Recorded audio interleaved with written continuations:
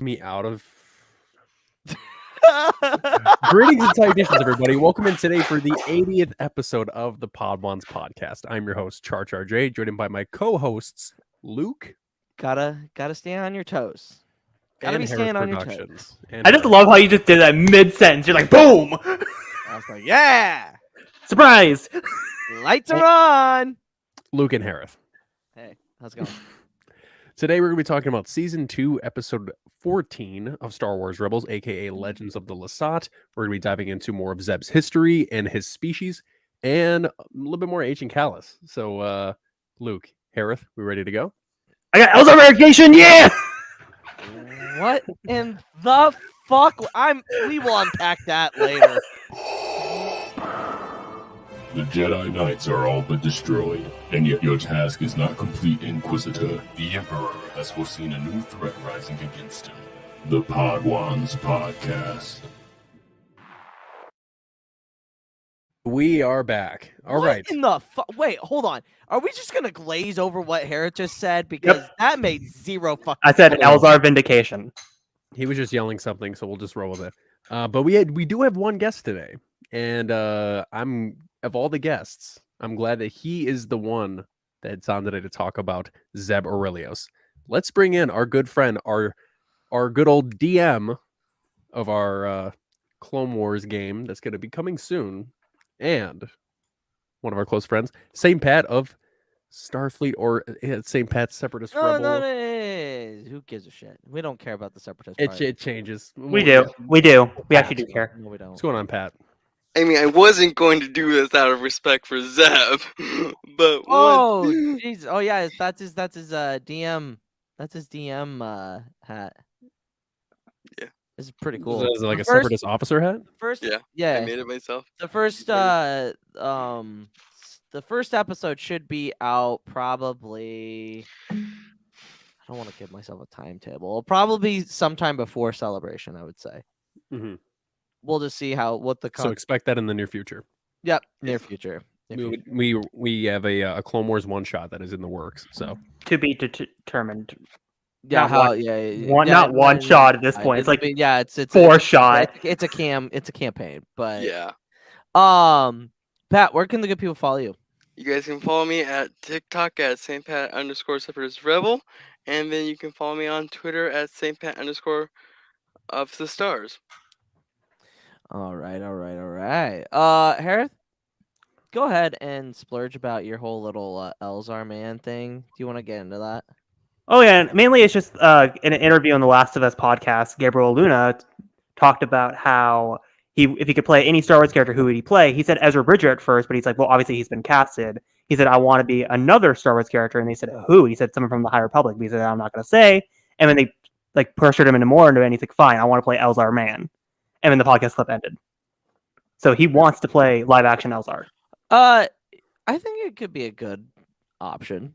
He looks the part. By the way, Last of Us pretty good. Pretty damn good. I know we're a Star Wars podcast, but Last of Us, like, what are we all thinking about Last of Us? Real quick, we'll do a little rundown. I haven't seen it yet. So What? Char-El. Oh my Common Char-El. fucking. I prefer Cow Pat- L, whatever. You're not Superman. Shut up. Pat, your thoughts on Last of Us? I'm not a zombie genre person, but I loved this first episode. I've never played the game, but Neither have I. This got me really hyped into the fandom. Luke, Yeah. you don't know how surprised I was on the Twitter space when you said I've never played the game. I thought you did because you're a No. PlayStation exclusive guy. No, never. Never have I watched. Never have I played that game. How many episodes are they gonna do? 8? 9. Because 9. it was supposed to be 10, but they Okay. combined the first 2 episodes to make one. Oh, okay. Interesting. So they made it, instead of 2 like 40-minute episodes, they just made it one 85-minute episode. Interesting. No. I'm glad Okay. they did. Honestly, okay. Here's a question. If you were in a zombie apocalypse and you had to pick a squad of 3, including 2 other people and yourself from the Star Wars universe, who would you choose and why?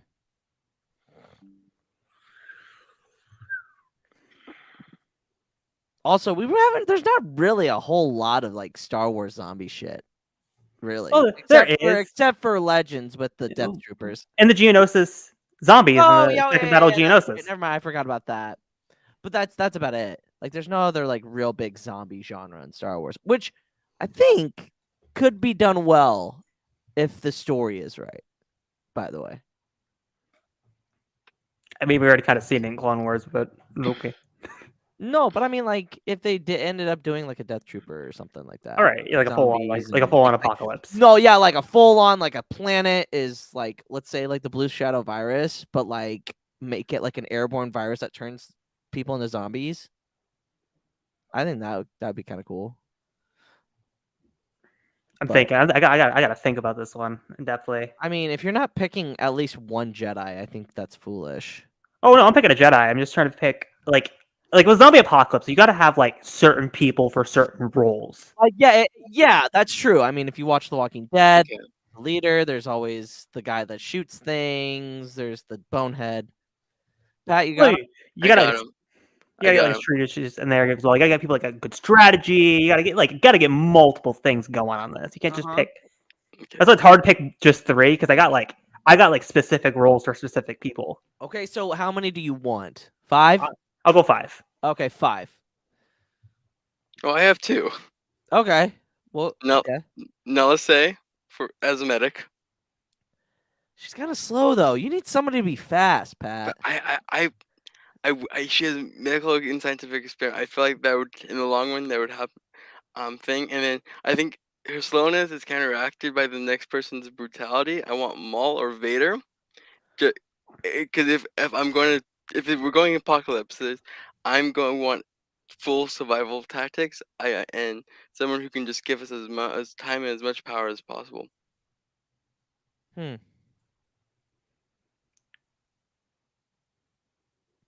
Trying to think. Well, I mean, I can say mine right now. I honestly just need 3 characters. I need a diplomat, I need a warrior, I need a leader. Diplomat, I need Padme.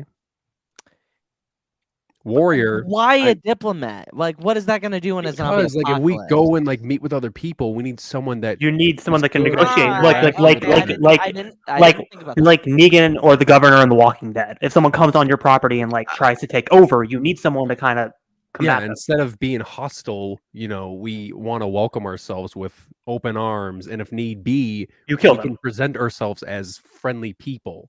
Because if Padme's running with our warrior, which is Boba Fett, and our leader is Obi-Wan Kenobi, having Obi-Wan as the negotiator, won't go too far in a zombie apocalypse. But with Padme, she knows how to be rational, reasonable, and hopeful.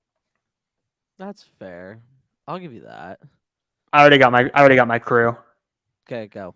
So you got Obi-Wan as the leader, Padme, same as Char, diplomat. Thrawn is your strategy person.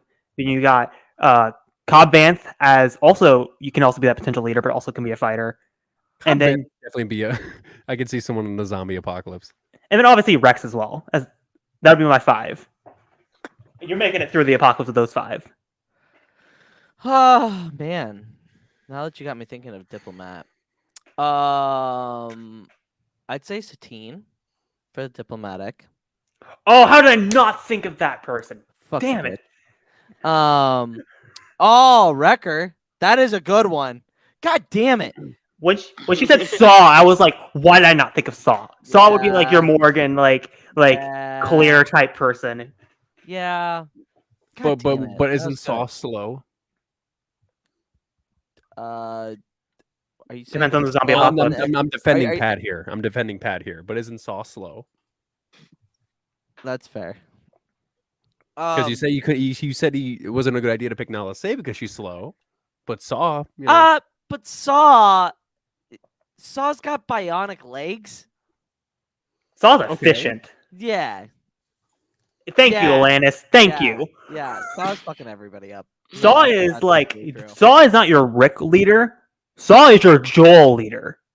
He will Yeah. fuck anyone up that gets in if his it's way. like Rogue One Saw, it would be different. But if it's like Yeah. Fallen Order Saw, then give me all of that. Or even Andor Saw. Mm, Andor Saw doesn't have the thing yet. Yeah, It's but the Fallen voice- Order one is even farther away from that too. So, and he's the one that's flying on AT-ATs. So, So I gotta add. Did we, Of course you do. oh, Sabe. you want bowling No. balls for Oh, dating. Sabe would be Sabe good. as a leader. I'll take the diplomat position. Sabe as the leader. Oh, okay. Vader as the muscle. Nalse as Are you the just doing that because of the new Vader comic? no, but I picked Vader first, so I got. That's So, an interesting play so there. I Pat. had to pick someone who can control or at least tame Vader. I just That's thought of fair. this. The entire Naboo royalty, like handguards and everything, would be elite in a zombie apocalypse too. That's fair. Yeah, oh yeah. Well, and so would the 501st.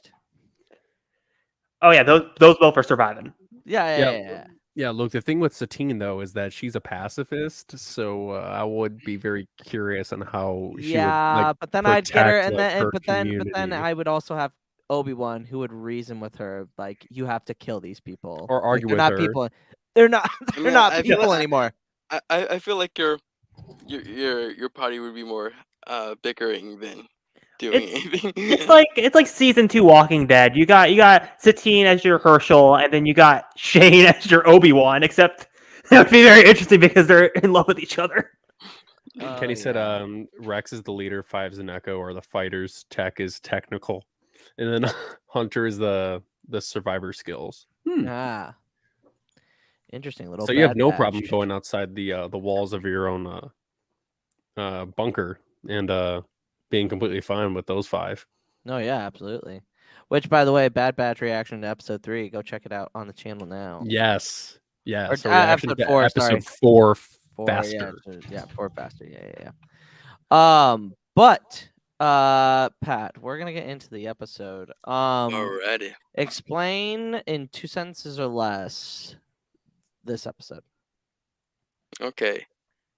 A 45-year-old man in a strange family comes to visit his current family. That's good. That's pretty good. That is really good, actually. Hereth? Weirdo uncle is back, and they want to go visit the other person's cousin's house. Okay. Not as clever, but it was good. Hey, they all can't be bangers, okay? No, yeah, I mean that's true. Char, What's that? 2 sentences or less. Explain the episode. I would say angry purple man gets confused by seeing other purple people and then reconciles with the fact that he is with purple people. All right. Well, we're gonna. That was interesting.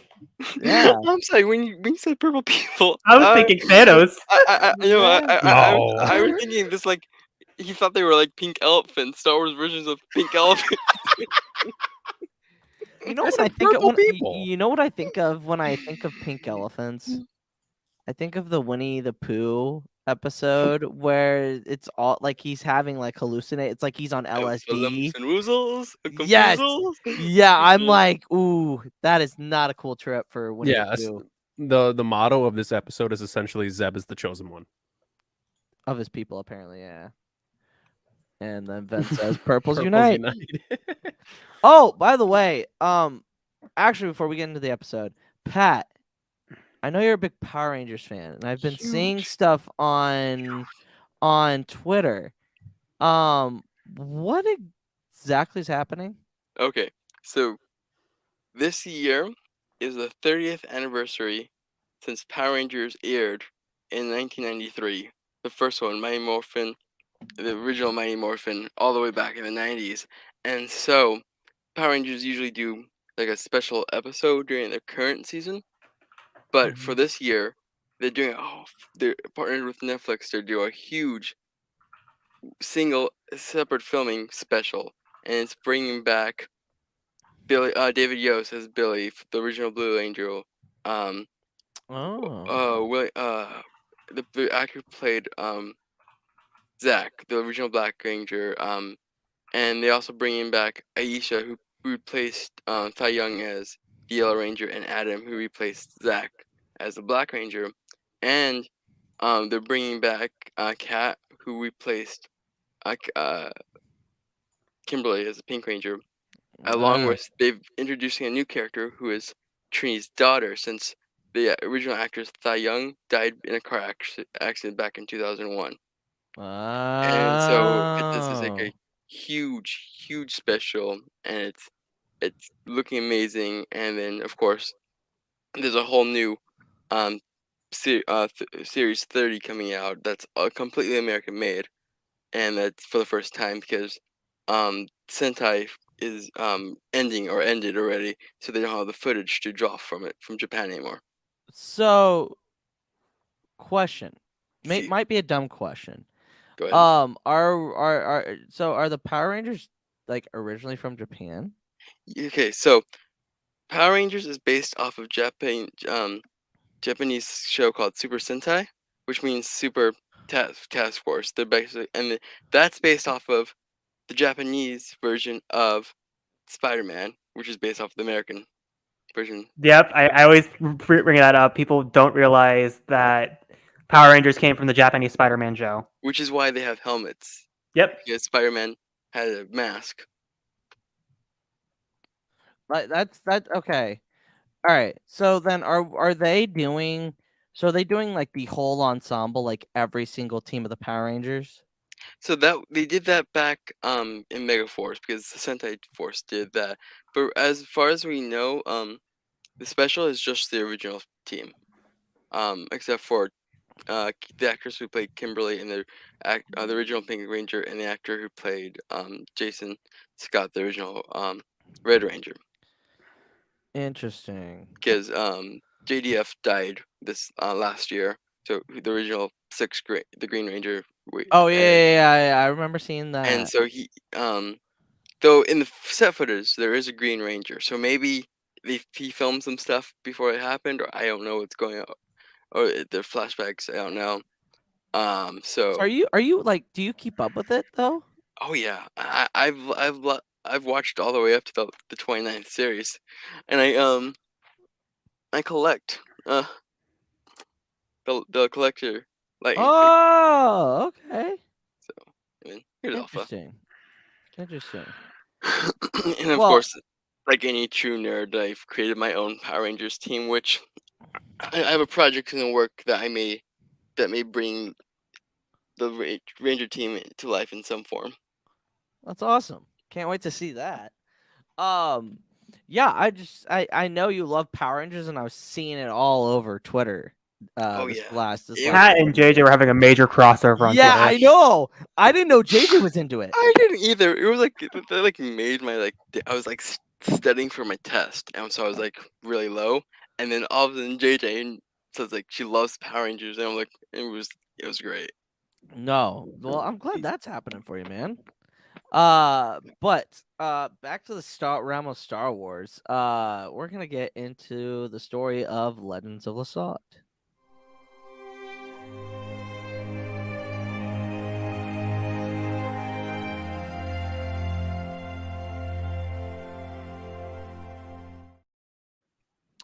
Hey, you gotta shake things up. You know what I mean? Chase, Power Ranger community is so good. Is it better than the Star Wars community? Oh no, yeah, everything's better than the Star Wars community. I think they're all on par with each other. Y'all got your levels of assholes. Nah, Star Wars is mid. Talk about Power Rangers more. I mean, Real question though. it's less Wait, diverse. hold on. Time out. So, when do we get a podcast of Chase and Pat talking Power Rangers? When? When?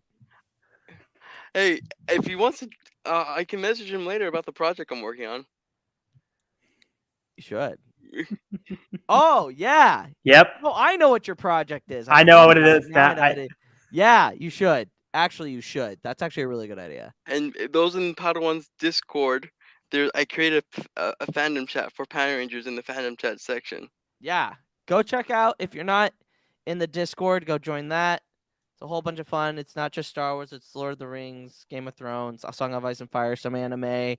and some more awesome fan stuff. So, but today we are going to talk about the 14th episode of season 2, Legends of Lasat. So it starts off with Ezra getting a communication from our good old buddy Hondo Naka. Hondo Ezra, my has- friend. yeah, Ezra, my friend. Oh God! And every single time I see Hondo, the way he is in Rebels, I'm just like, you're an old grandpa now. Used Well, to we be love our so- old grandpa. You used to be so hip, and now you're just gonna break your hip, you old bastard.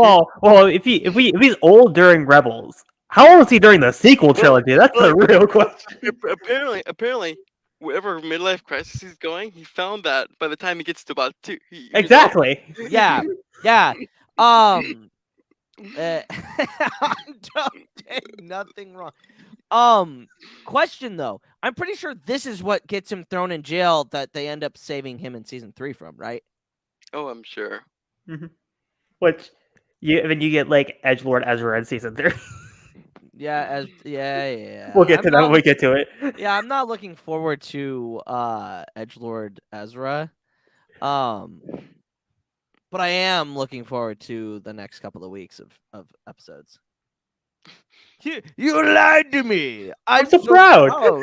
I've never had a student learn this fast. I love how Oh, Hondo is so proud of like betrayal. It's so good. No, yeah, He did this in the because Clone Wars too. yeah, it's so great. Hondo is aw and it's so funny. I completely forgot that the voice actor for Hondo is Winnie the Pooh. Yeah, Jim Cummings. Jim Cummings. Yeah, I was like, damn, he could go from Hondo to you're rumbling in my tumbling. But in I season love- 3, you know what? And think about it, in season 3, Hondo gets a pig psychic. Holy shit! Wow, I didn't think about that. Wow, man, mind's blowing. Like honestly, Winnie the Pooh is by far one of the best animated characters. Oh yeah. I love Speaking- Winnie the Pooh. Also, since this is Winnie the Pooh, I always have to bring this up. Winnie the Pooh horror movie coming out this year. Oh Jesus! Real question is, what does better, that or Cocaine Bear? That Oh. No.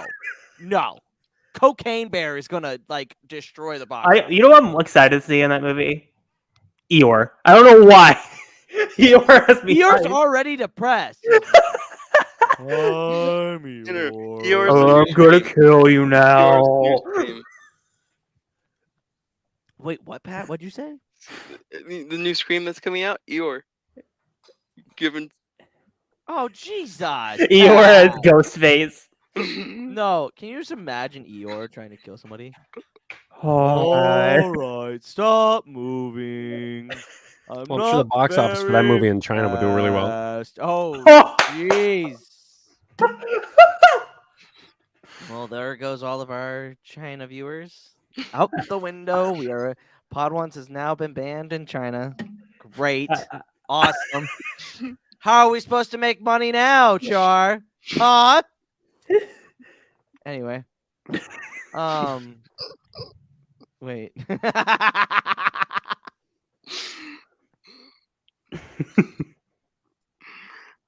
Anyway. So Hondo calls Ezra, tells him that he has some passengers that the rebels would be interested in transporting. And come to find out, it's more Lasat.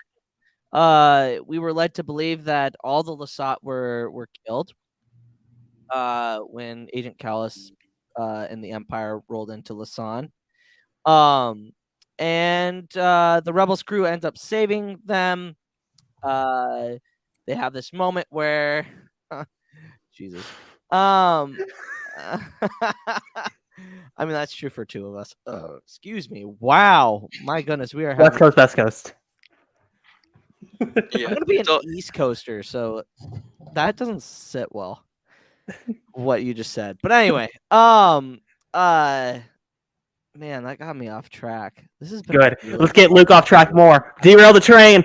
I mean, basically, this is Zeb's episode. Oh yeah. He hasn't really had his solo episodes like the other characters have over the last 2 seasons. But this episode is one that helps him grow as a person.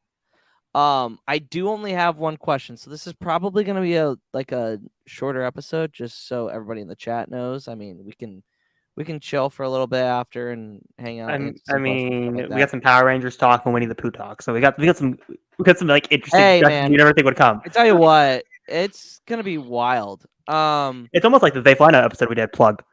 Oh yeah. Throughout the episode, Zeb is weary of the prophecy of the fool, the warrior, and the child. When Zeb embraces it, he is able to accomplish the impossible.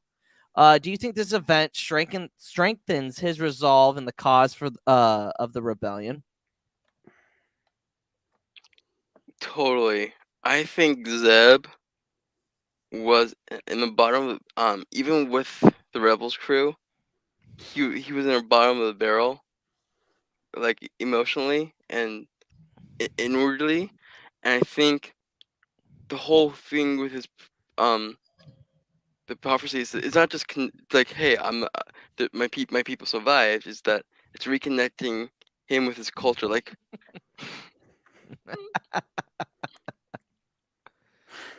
Yeah. I'll touch on that in a second. and and so it's reconnecting him with culture that he may have just pushed away and stuff, because he's obviously very aware who the wise woman is. He's very aware of the stories of Lasat and all that, and so the way the whole Rebel and Padawan training arc is reconnecting Kanan to the Jedi. This episode is reconnecting Zeb to his culture, and I think that really gives him a determination and a foot forward on where he wants to go now. Oh yeah, I absolutely agree with you, because I mean, think about it. He literally thinks he's the only Lasat alive, and by the end of the episode, he actually goes to the place that his people are from. So I feel like that's just like an injection into the arm of like, hey, this is what I'm fighting for. I can't, like, I'm not just only fighting for I'm not only fighting for myself, I'm not only fighting for the Rebels crew, but I'm also fighting for my people, my planet. I want them to be safe away from the Empire. And the only way we can do that is by destroying the Empire. And kind of funny that Chase brought up Callus. I can't ever remember her name. The lady. The wise woman? Yes, the wise woman. She Her says name is Chava the Wise. Chava the Wise. Mhm. She said something about the warrior. Yeah, of course, babe. You heard it, Callus. Don't worry, I've got you covered. Yeah. Anything. Yeah. Whatever. Anyway, it's so interesting because she does mention that he has to save a warrior. It's funny because if you look at it after their encounter with each other on that ice planet in a couple of episodes, Callus breaks his leg straight up. Yeah, he saves the warrior, and he also like that's foreshadowing to Callus and Zeb's relationship that they have moving forward. So as much as Chase was joking, that they start to form a bond here, and not even knowing it, they form the bond. So I find that interesting, as if they didn't have enough enemies to lovers in that fire. Yeah, and I also think like saves the warriors. That not only does he literally save him on that planet, but spoilers for the end of the show. But when he takes him to Lasat, kind of saves him emotionally, mentally too. They're kind of in the same spot if you think about it. Yeah. Like Callus has this regret of what he thinks he's him wiping out the entire Lasat, like the entire species, and that weighs on him. He never really feels like very good about it, even when he's in the Empire. Because let me tell you, I get told this at least once a month from Alanis when she goes on those not tirades, but I sit there and I just listen to her. I talk to cannot Alice wait for us to get to season 3 so we can hear these on pod ones. and she like she's done more deep dives on she's done more deep dives on Callus than she's done on any other Star Wars character, and it's crazy.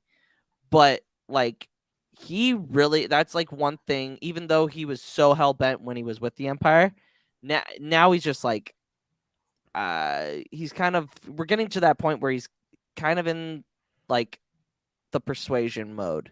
You know what I mean? Even in this episode he says, turn around, retreat, I will watch them die, which is kind of heavy. And I like this episode a lot, actually. It was hard to write questions for, but it was a fun one.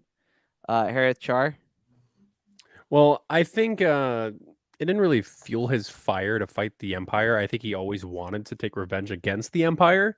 I think him meeting up with his species again, because he was under the impression that they were all gone, it just rekindled his emotions better with knowing that he's not the only one left. So I think it wasn't a matter of having more animosity and drive to defeat the Empire. It was more he can, live with himself knowing that there's more of his people that are still alive. Yeah. Hereth? Again, going back to like Zeb and Callus, I think it's just they're both very similar how they handle their trauma by just shoving it down and just hoping it kind of just, for the most part, just kind of goes away. Yeah. But again, they have to kind of just come to themselves, admit that what happened. So the interesting part of like Callus being like, no, pull away, like, because again they're trying to break through the unknown regions, but they cannot, and they're just like, no, I don't want to like watch you guys go through this just for my satisfaction. You guys pull away, I'll watch this. Just it's like, again, it's just like it's like that interesting like layer of onions that you didn't expect from Callus that just opens his arc up for later this season and into season 3 and 4. Yeah, no doubt. But that's it from my section. Char? Let's dive into the lore of today's episode. Don't be too proud of this technological terror you've constructed. The ability to destroy a planet is insignificant next to the power of the Force. And we are here for the lore of today's episode, Legends of the Lasat. All right, so today's lore is about prophecies. Hey, look at that. In this episode, the plot of it revolves around Zeb reconnecting with his people and the quest for Lasat, a safe haven for the Lasat people. In Star Wars, prophecies are a major part of the narrative. In ancient Force lore, it was prophesied that two separate beings will bond together to create a Force dyad. The Chosen One prophecy, of course, one of the major ones, foresaw a being that is born from the Force to destroy the Sith. There's also ones where she will be born from darkness, or she who will be born from darkness shall give birth to darkness. Master and Apprentice has entered the chat. Yes, about the Kyber crystal prophecy from Master and Apprentice as well. The Kyber that's not Kyber. Yes, and not a Kyber, you would say. Yeah, some may say that. Exactly. I think that's how her. That is her name. Yes, that is exactly. That was the joke. That was the joke. Yep. Yeah, literally, not a Kyber is one of the prophecies that's in ancient Jedi lore. But the prophecy from this episode was the Lasat discovering Ashla. And I want to ask you guys, if you could make one Star Wars prophecy, what would it be? Think long and hard about this one. And Chase, don't get long and hard out of context. Oh my God. Yeah, exactly. There you go. Got a little not a Kyber lore there too. Mm-hmm. Lore on top of the lore. Yeah, shout out not a Kyber for not being a Kyber. So okay, so can you re-ask the question again? So if you could create one Star Wars prophecy, what would it be? Yeah, I'll give you guys 2 minutes. Well, say in the chat too. Chat. Answer that question too. That might help me get some ideas. Yeah, chat. If you would want to make one Star Wars prophecy, whether it be about a Jedi, whether it be about a specific species, an event that could be foreseen in the future. What would it be about? What would it do for the galaxy? Interesting. I already I got got- one. I got one. All right. Okay, Pat, go ahead. Nice. Okay, so I know a lot of it's always been explained in like tons of legends contents, but I would love one of the very first Force prophecies ever recorded. It would be about the formation of the Sith and the split of the Jedi and the Sith. Because the two are eternally. Well, like it prophesies the 100-year darkness. Yeah, and because the Jedi and the Sith are eternally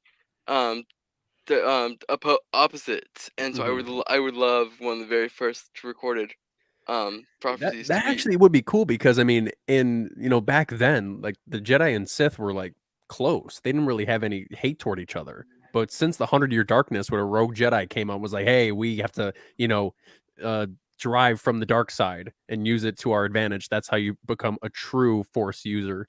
That would be cool if it was like there will be a day where a shift in the Force will come. And then that could also play into Quinlan's arc in Dark Disciple of like I have to like try to master the dark side and like use it against Dooku, and that obviously slaps him in the face and fails. Dathomir prophecy: a sister shall take an outsider. The end. Jesus Christ, Kenny! I swear, he is all rock hard for that book. I love how you said rock hard. I had a completely different definition, but that works too. Yeah. Okay. Rock hard. Enough use of hard. Okay. I had to warn Chase about the usage of it. Now Hereth is using the wrong use of it. I also would like one of the prophecies we get already, but from a perspective of a different culture. Like what? Well, Like we've what seen culture? that I can't say it. I have to hold my tongue because Maybe, Pat hasn't read it. What's Oh, yeah, right. what's the Force culture that hates the Jedi in the Clone Wars? Oh, you mean the Mason Jar Jar arc? Those Yeah. people? Yeah, maybe they have a version of the Chosen One, or of from she who was born from darkness gives birth to You- darkness. Pat, You can't yell at me. You can't Pat, yell at me. You cannot yell at me because I didn't do it. What? you're gonna really love the Phase 2 of the High Republic and the Ascendancy trilogy. That's all I'm saying, because you get that a couple times. Yeah. I would have something that the prophecy of I think it would explain the sequel trilogy so much more if they're I mean they didn't necessarily need a prophecy, but like from the wombs of darkness comes the light that shines that will defeat all evil. Because if you think about it, It's literally the Chosen One prophecy well, no, not really. in a way. Luke, I No, think it's you not. literally took what I was thinking. No. Okay, let me explain it. From the depths of darkness, Mhm. darkness meaning Palpatine, comes the light, which is Rey, that destroys evil, which she ends up doing. Oh, you went a different route. I had a different idea. You know, Oh, Hereth, let's hear it. I don't have the exact prophecy written out, but I would call it something like the prophecies of Broken to Myth. It would be all about Luke's arc in the Last Jedi of like from a man broken of exile, like many Jedi in the past, through new hope he finds, creates a legend that will inspire the new generation to fight back against the opposing darkness that's coming. Something around those lines. Interesting. You know who's great at prophecies? Tolkien's good at making prophecies. Like the whole, like in from the shadows, the blade that was broken, like the king shall ride. I love that one. Oh, for Qui-Gon, knowledge is not the answer. Knowledge is not the answer. It is the weapon. Yeah. No, like Dooku and Qui-Gon. I am obsessed with the Force prophecies that we. How many actual Force prophecies do we know? I think there's what 5? 5? 5? The Chosen No. One- There's at least 5. The Chosen One prophecy, the Not a Kyber. Not a Kyber prophecy, The The Force dyad, the dyad. yeah, the Gift dyad, prophecy. the Force dyad. And Secrets of the Sith. What's the other two? The other Um, two in Master and Apprentice are very up to interpretation. One of them I always thought was Leia. Yeah, Leia and Ben. Leia and Leia and Ben. Ben. Because she who was born from darkness shall give birth to darkness. Oh, Yeah. that does fit Leia. Um, Well, could you also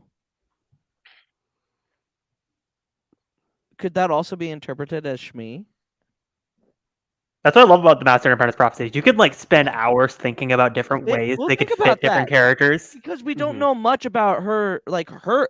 See, that's a book. That's a Oh, book of yo. a character that we should get. I need a Get a Shmi. Shmi Skywalker. Let's get When I more. when I was in high school, I wrote a short story about Shmi Skywalker. Oh, Okay, really? You, Please you, Yeah. you, tell. you, 'Cause you I- need to bring this back, man. I wrote like a 30-page book about Shmi Skywalker, about like how when she was sold to Watto, when like her life with the Lars family, when she got plates for C-3PO, the times where she was captured by the Tuscans and ended up returning because they kept on doing it. It was more than one time. And it was like a bunch of different things. But I don't know. I just really wanted more lore about Shmi other than just So being do Anakin's I. mom. I think that's one thing that I would be fascinated to know. Well, I feel like EK kind of not obviously to the level we want. Did a really good No. job of like dropping like ideas of like what Shmi was doing before Phantom Menace, like helping out Tatooine. Yeah, I really want to see Shmi again. I really loved Pernilla August in the prequels. No, I truly think that if we're gonna do if we're gonna do new stories, do it on characters that we don't have much about. But she's so fucking important to the entire Skywalker saga. Without her, We have none of it. none of it. So I mean, I think, and plus we have to know where she's from. Are there more Skywalkers out there? Like like there's gotta be, right? Well, yeah. I mean, is her name actually Shmi Skywalker? Or did Or she just make it up? is it deprived? Or is it a Han Solo situation? She didn't have a last name. She didn't have a last name, or did I don't know, because the Chiss Skywalkers, did she deprive from one of them? Let's not get thrown into this now. I'm just No. saying, there's a similarity there, and there's a similarity there. Where the hell she get it? Thrawn can't No. be connected to everything. No, Thrawn does not need to be connected to everything. So It's a common name in Star Well, I Wars. You gotta get mean- it from. Well, I mean, you have to think about this though. Like, I mean, if you want to connect it to real life, but like back then, like in like the 1800s with slavery, when you owned a slave, you would have the last name of the owner. Have the slave would have become or would claim the last name of the owner. So was Watto a Skywalker? No, but she was sold to Watto. Watto. From After- guard. No. That's not correct because Watto bet on a pod race for Shmi and Anakin from But Anakin Gardula. was already born by the time Watto got them. Yeah, because Yeah. they were under Gardula the Hutt. She owned them. Yeah. When he was a baby, and Watto won. Yeah, Watto Watto won them them from pod racing. From pod racing. Yeah. So yeah, I have no idea where her last name is derived from or See, where it I find that arose. so interesting. Like I want Okay, more of her story. Like an ancient history of like not like ancient history, but like the history of the Skywalker name. You Yeah, know, 'cause- I feel like Yeah. from that point forward all the way up to Rey, I feel like that would be a good story to have. I What feel if like I feel like Rey or Luke would have looked into it at some point. because think about it though, because I mean, if we find out that the Skywalker name was just like It's super something- common. it wasn't like a birthright name, it was given to her, the first Skywalker. that and then- ties and then all Rey- the way back. That would be, Yeah. that would be It does tie- amazing. I would love that for a race story where she's like, I'm gonna make sure I'm cement Post Leia. like post Post-road. drop. Yeah. I'm gonna cement Luke and Leia's and Skywalker's legacy. I'm gonna find out all these answers they don't know, and she finds out at the end that the name Skywalker was given to Shmi. Yeah, it's full circle. Time out. Crazy Shmi, thought. it here. wasn't. She wasn't born a Skywalker. Shmi wasn't, but then also Rey wasn't. Crazy You know, thought here. this timeline book, if it's like a narrative one, it's just Rey going through the backlog of things. Oh, that would be fun. She's looking through canon facts. Well, I mean, that would make sense because again, remember because she gets the ancient Jedi text from Yeah. Luke, and so Yeah, she's exactly. going through Yeah. Luke's journal because Luke was probably doing the same thing too. Because remember, because he's finding stuff from the High Republic in the Star Wars 2020 Scrolling through comics, the so- Ananomica, just and he has No, the no, holocron of Yoda. So he's like he has all these links back. Remember, because the Secrets of the Jedi book is also based on Luke looking through Yeah. the Jedi history. So Rey would Yeah. use his history of the Clone Wars and then build on top of it to go back to the High Republic and then the ancient Jedi's. The timeline uses 3 sources. The ancient Jedi texts, latest files, and the Lando Calrissian Chronicles. Yeah. Yeah. Yeah. I would agree. I mean, speaking on that timeline book, like that is going to be our best friend. Oh, it's going to be amazing. It's going to be great because then we can use that as a category in trivia.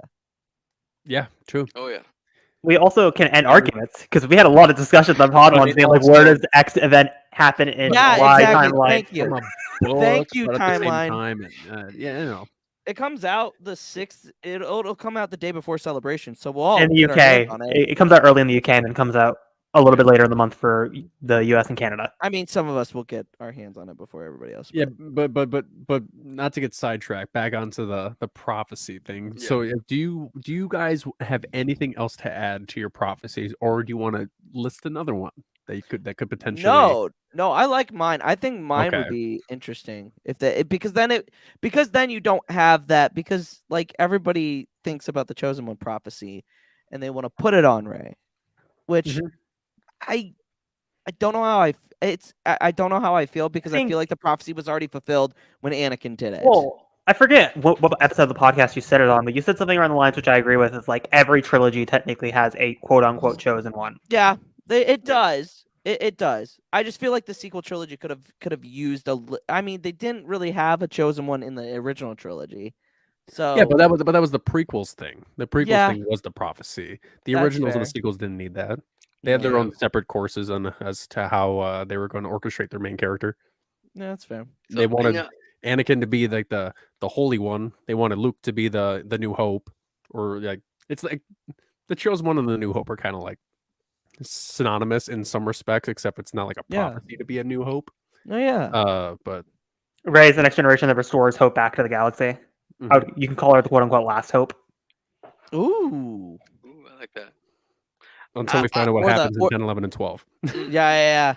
Which will probably be the Grisk if they were smart. Would be Yeah. smart. Don't use the Yuuzhan Vong. Those fuckers. No, are no. way Keep them in too Legends. overpowered. Throw them Yeah, all the way over there. Yeah, we just are- keep Legends way the fuck this. over there. Get I away, just- except for I- First Plagueis. We I do not just- plan on touching the NJO. We'll be fine. I just like the Vong so much. I don't think we'll be touching the NJO. I don't But think no, we're going to be I- going outside of wild space. I like my splitting of the Sith and the Jedi one because Yeah. I like we yours too. because Palpatine is gone, the Sith aren't gone. We know the Sith aren't gone. Their influence Well, and their artifacts are too much in the universe. we could make the argument. Bane did technically make his own Sith prophecy with the Rule of Two, which turned into the Force Dyad because Palpatine was trying to manipulate that into becoming the Force Dyad. So we technically do have one because Oh, that's fair. because of the Force Dyad. Because Plagueis tried to create one with Palpatine, like he says in Secret of the Sith. Palpatine tried to create one with Anakin that didn't work, and then Rey and Ben were the natural Dyad, but he tried to force it, but they already were the Dyad at that point. Yeah. And he tried to create one again with Rey, and it just failed. Yep. So before we move on to Hereth's segment, I just want to list what my prophecy is. And I Alright. feel like it may get touched on I in swear to- Mandalorian season 3. I, I have no swear to idea, God. but I I swear to feel God, like if you there is a say it. prophecy of the Mandalorians rising to power again. I will piggyback on that. I think Din is like obviously it's called the Mandalorian. I think he is the leader of Mandalore. He's I the- think- he's I think Mandalore. he- Well, he I think is he, with the I Dark think he, Saber. well, no, but here's how it will happen. I think he turns on the armor. I think he repents. When he's repenting, he has to take on a mythosaur, and then he rides a mythosaur, and then he becomes the Oh my god! I mean, I doubt that there's mythosaurs on Mandalore, especially with what happens on the planet. But I think that if he does end up riding a mythosaur in this season, Yeah. that would be the most bizarre thing I've ever seen. Well, we technically do have a Mandalorian prophecy if you think about it, because of Tar Vizsla with the Darksaber, and like how they view him as like this mythical man that was the first person to kind of be the first Jedi Mandalorian, and how just spanned the entire Jedi War. Yeah, I'm not talking about like a Mandalorian Jedi. I'm talking about the I know. Mandalorians rising again after all the destruction they've suffered. Mm-hmm. But again, I just thought that it was interesting though, because the way they treat him is like myth as a prophecy to begin with. So I thought that was just I interesting. think the Mythosaur is coming back, bro. That'd be cool I- shit. I think there's gotta be at least one mythosaur that I comes across, and it feels like the mythosaur is too. It's so connected to Mandalorian ideology and faith Right. that to not show some, even if it's just bones or something like that, we've got to see a mythosaur. Yeah. No Again, doubt. Yes. also I can imagine it being an arc for Din, because in the first season he got injured by the Mythosaur and Grogu basically had to save him. So like I think that's an interesting thing to have that be Din's arc of like becoming Mandalore, is finally overcoming that challenge. Yeah. No doubt. Yes, but anywho, we move on to Hereth segment, the interconnectedness. In my experience, there's no such thing as luck.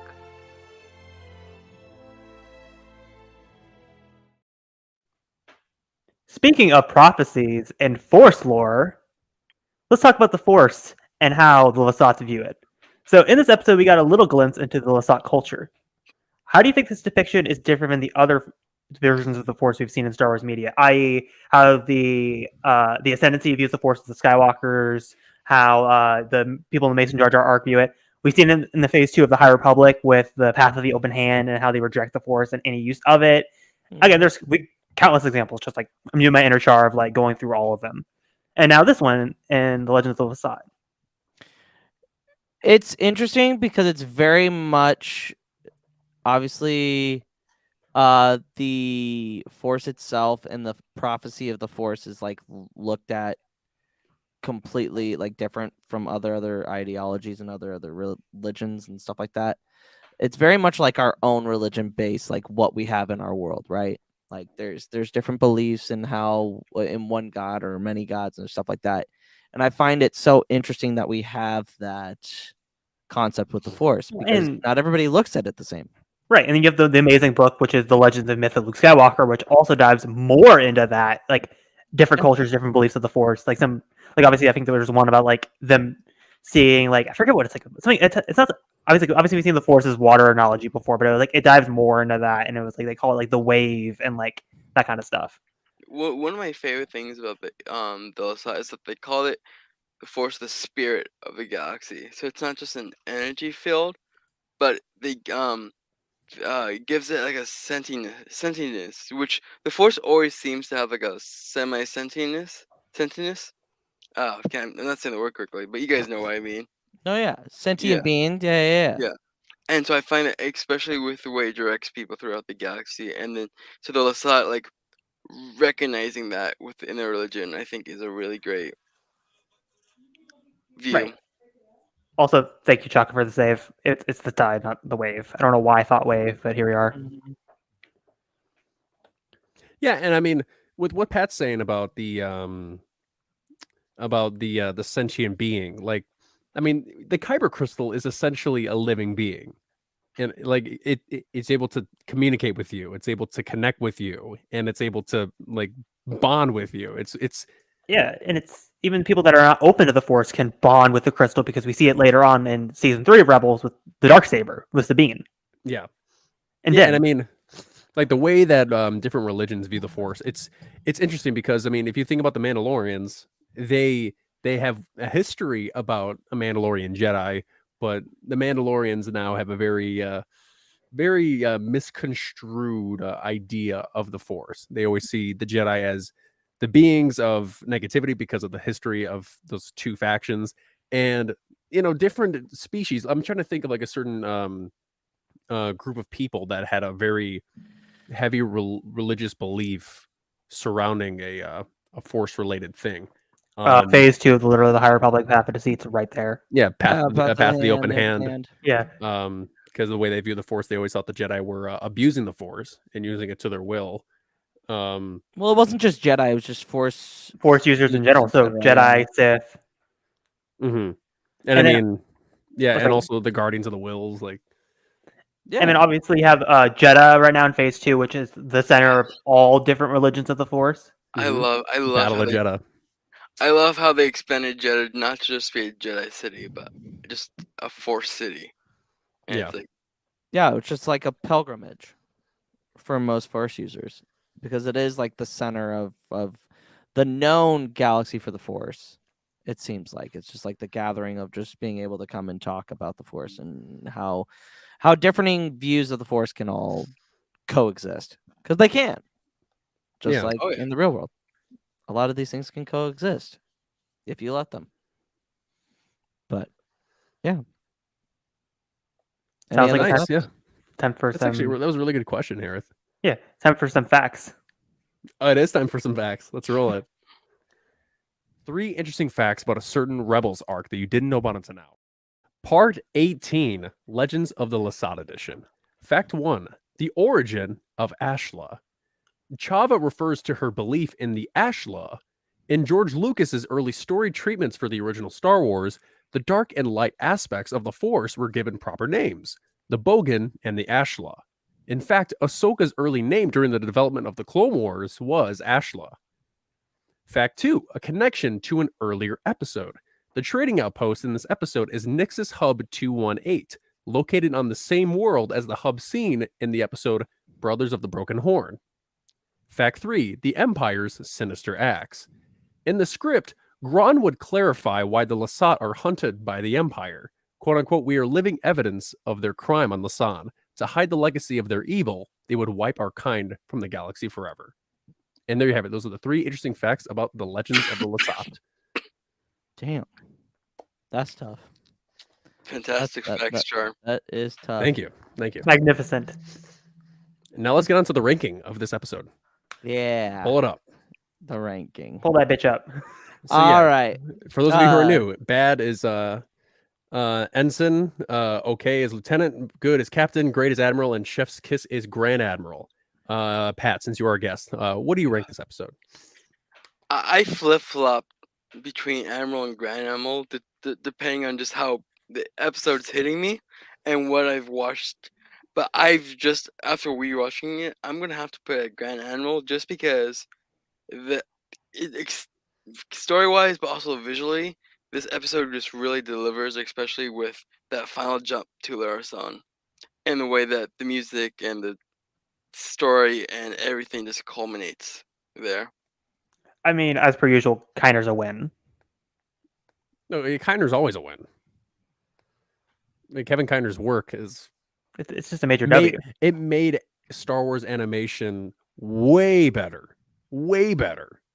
Like I could casually listen to Kevin Kiner if I wanted to. That's how good he amplified Rebels.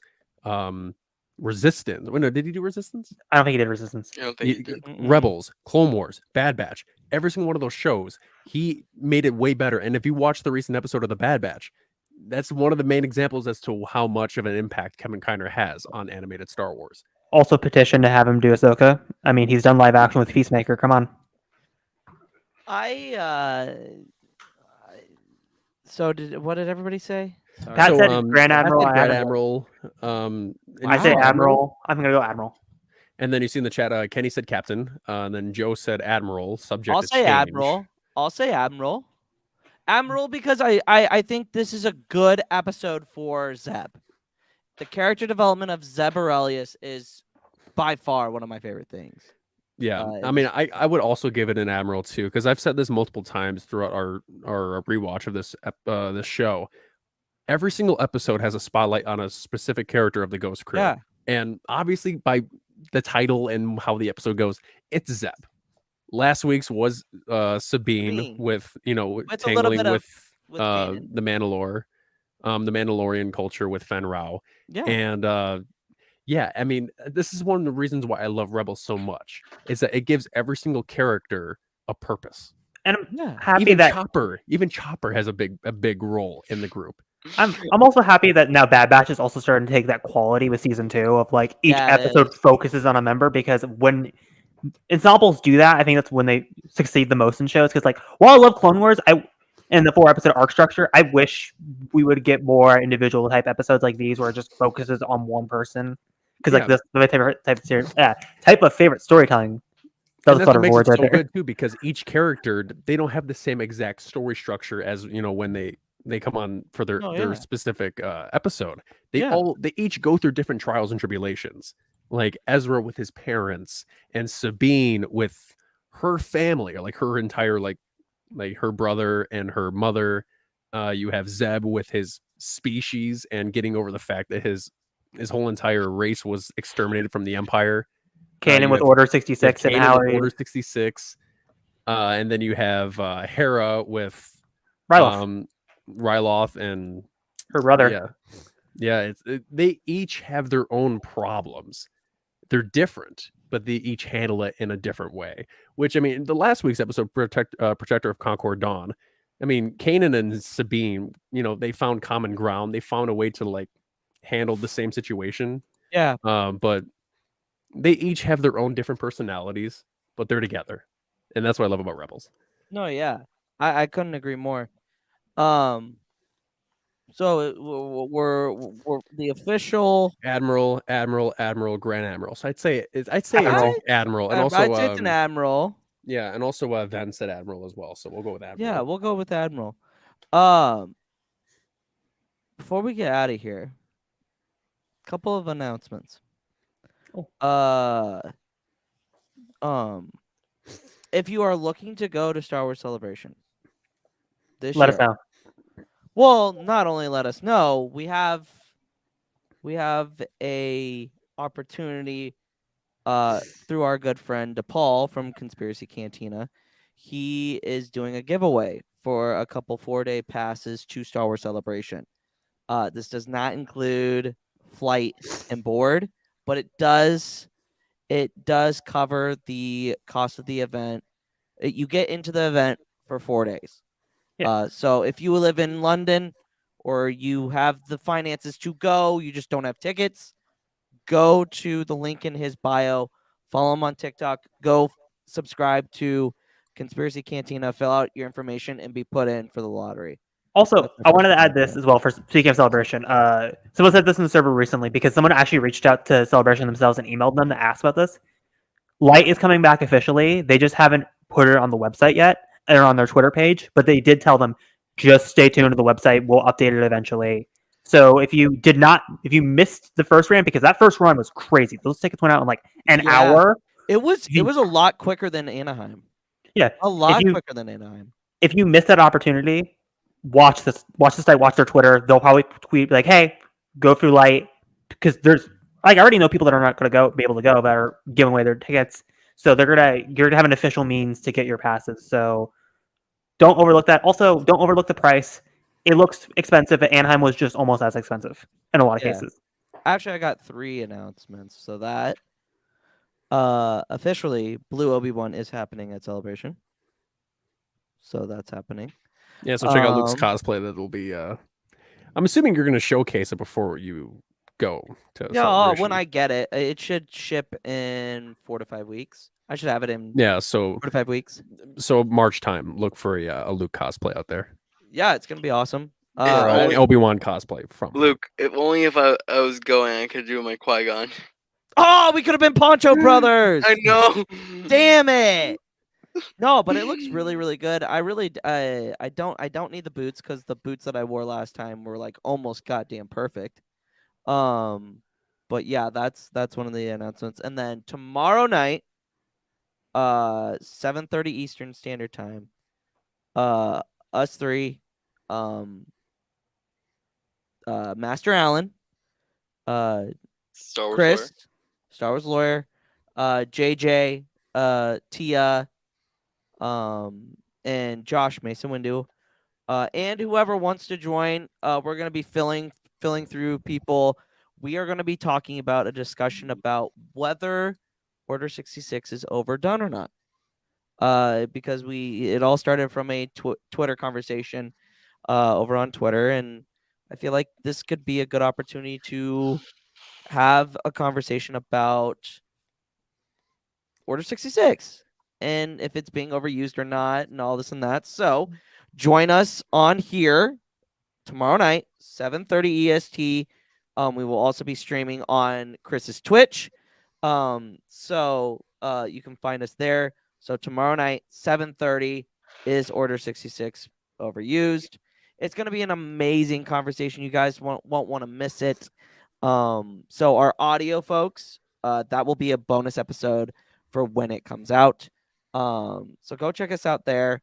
But yeah, Pat, where can the good people follow you on the social medias? You guys can follow me on TikTok at @SaintPat_SeparatistRebel, and then over on Twitter at @SaintPat_of_stars. Hereth. You can find me at Hereth Productions on TikTok and Instagram, Hereth_edits on Twitter, Hereth on Hive, and you can find me here, of course, on Podwans for any reactions or podcast type of stuff. George RJ, where can the good people follow you? Good people, you can find me on TikTok, Twitter, and Instagram at CharCharJ, as spelled right here. And you can find me here at the Podwans Podcast every Thursday night as we cover our Star Wars Rebels rewatch. Next week, I'm going to load it up in about 2 seconds. Let me see if we can find the title of next week's episode. It is called The Call. It's called The Call. It's the Purgles episode. Yeah, the like I Purgle said, episode, yes. the most important episode. And what do you mean? Are you saying Darth Chaco's chop liver these days? I thought he was saying chippier, livier today. Like he's like, I'm more happy. What the fuck he's talking about. I think he means You are shop. more than welcome to join us on that conversation. Don't be taking shots, Chaco. We're not too cool for school. We remember the OGs.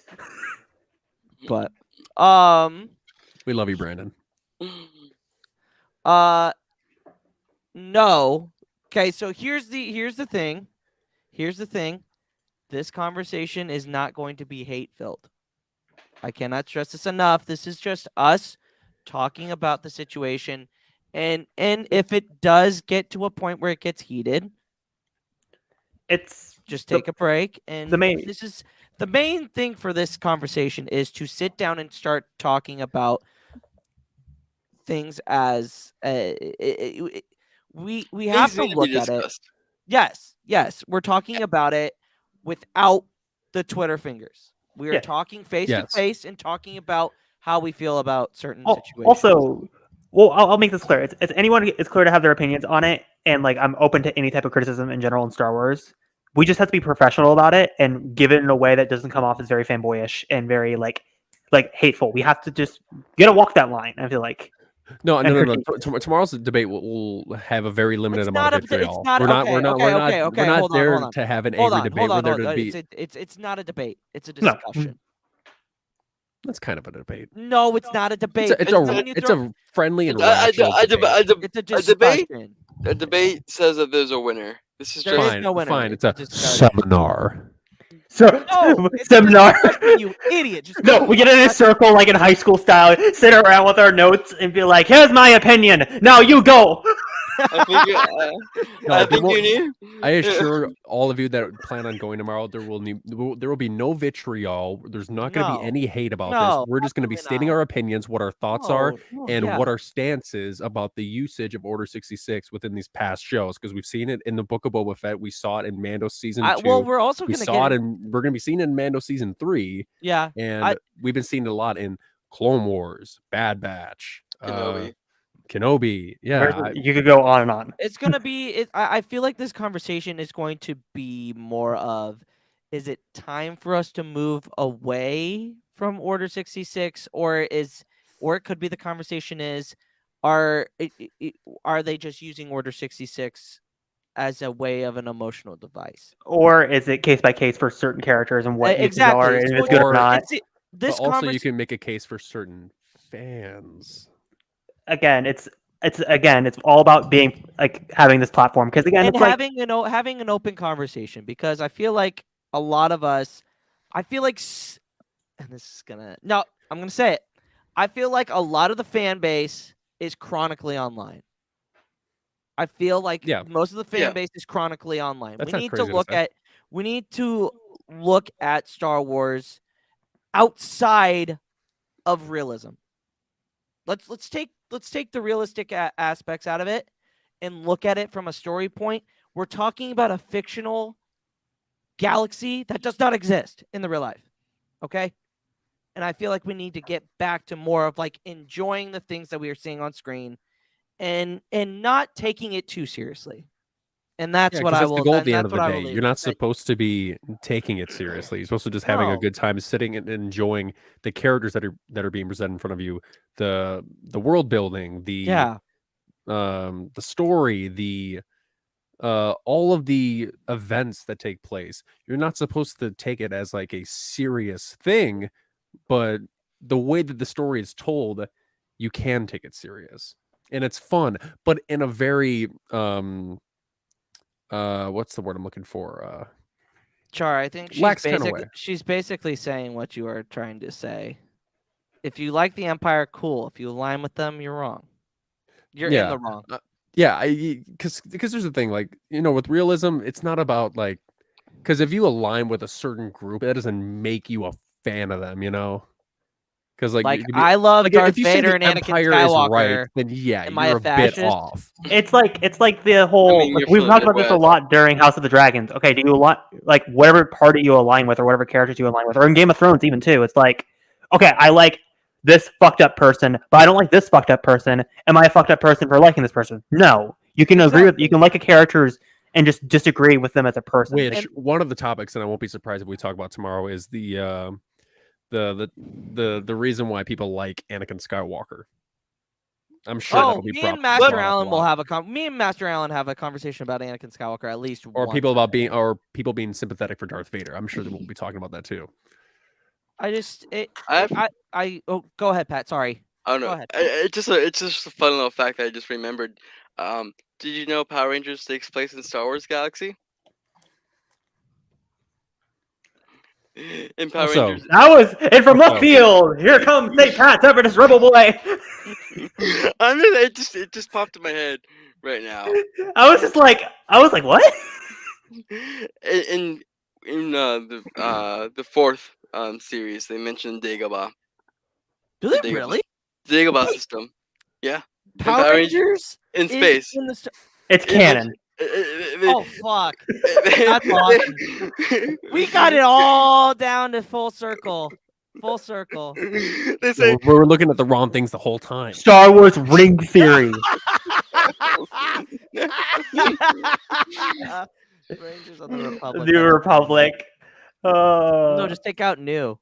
Just pick Power Rangers for in the Star Wars universe.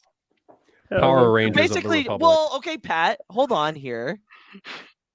The Temple Guard could technically be Power Rangers. Yeah. There you go. But Quizzy was no Power Ranger. guys, this has been a Pulls great up with his episode. blaster. Hello. What do we have here? Found you in the gutter where you belong. Wait, hold on. It's like he pulls out. You know how they do it in Power Rangers, like they do like the slow mo. Hello, Third sister. Hello. No.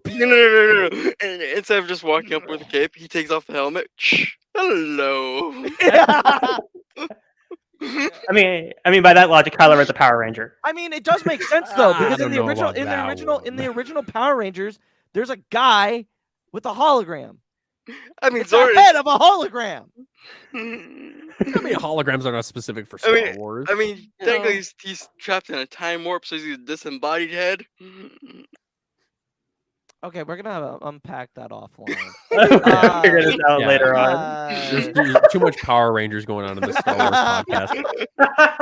Hello, third sister. It's morphin' time. No. Hello, third sister. Tyrannosaurus. When I was younger, I used to play with the Power Rangers toys, but I Dude, never Power really Rangers knew used to what be they the shit what back they when I was were. younger. Yeah, it was like I respect the 2004. fuck I was out of like, Pat okay. for being a Power Rangers through and through throughout his entire life. That's amazing. Absolutely amazing. But you can find us at the Pod Ones on all social medias. Again, tomorrow night, 7:30 EST. Guys, set your clocks, whatever. You won't want to miss it. It's gonna be a fun, interesting. I think it's a topic that we need to talk about in the fandom. Yeah, some of your favorite creators all coming in together to smash a very, very God, don't make it heated into topic. a discussion. Sitting around the It's a sitting We're around talking about a sitting around- very heated topic when it comes to Star sitting Wars. around the table around the campfire. discussion. What do you think? Is Order 66 being like a very prominent use of a story, and like not like a isn't it like a huge focal point with like debates in the fandom? Apparently so. But we will get more into that tomorrow. We will. Go See check you out this guys. podcast then. Yeah, absolutely. 7:30 EST tomorrow. But that's gonna be it for this one for Light and for Life. We're all the Republic. And may the force be with you. May the power protect you. Always. Always.